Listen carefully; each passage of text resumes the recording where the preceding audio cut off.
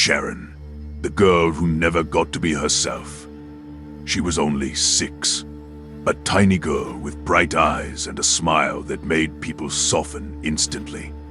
She looked like the kind of child who was meant for great things, a child who could have grown into anyone she wanted. But what happens when a little girl doesn't even get to own her own name? Her real name was Suzanne, but she never truly got to hear that name. One afternoon, she came home from school, and her house was empty.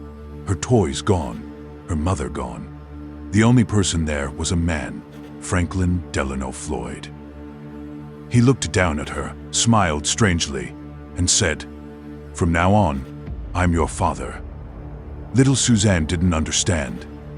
She just held her small backpack tightly and followed the man who would steal her entire life. Floyd took her to a new city, a new school, gave her new clothes, and then handed her a new identity.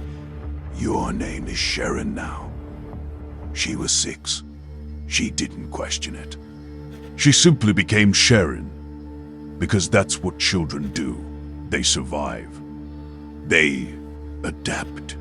In school, she was brilliant. Teachers loved her. She dreamed of becoming an aerospace engineer. She loved rockets, stars, galaxies. Maybe because space was the only place where no one could hurt her. But at home, every dream was crushed.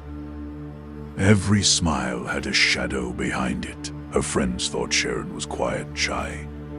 But the truth was far darker. Whenever Floyd called her name, a fear flickered in her eyes. She never invited friends home. She never talked about her past. She had bruises sometimes. She hid them carefully, and yet Sharon smiled. A soft, polite, gentle smile. Because for Sharon, smiling was not happiness. Smiling was survival. Sharon worked hard in school. Her teacher fought to get her a scholarship. She was finally going to college, finally getting a chance to live her life.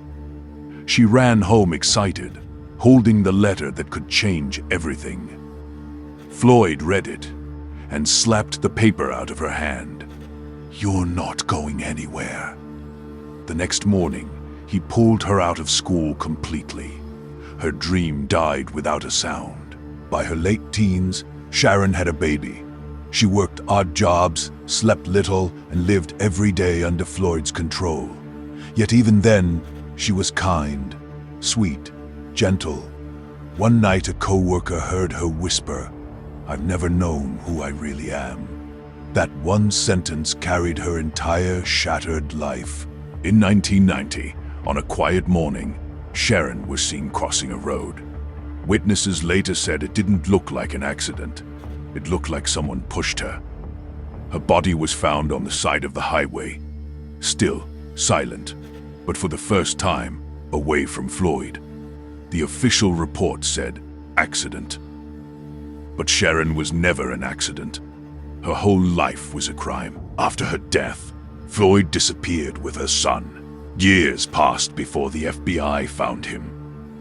When investigators searched Sharon's past, they discovered something terrifying. Sharon Marshall never existed. Every record, every school, every document, every name was fake. Her real identity was uncovered 2 decades later.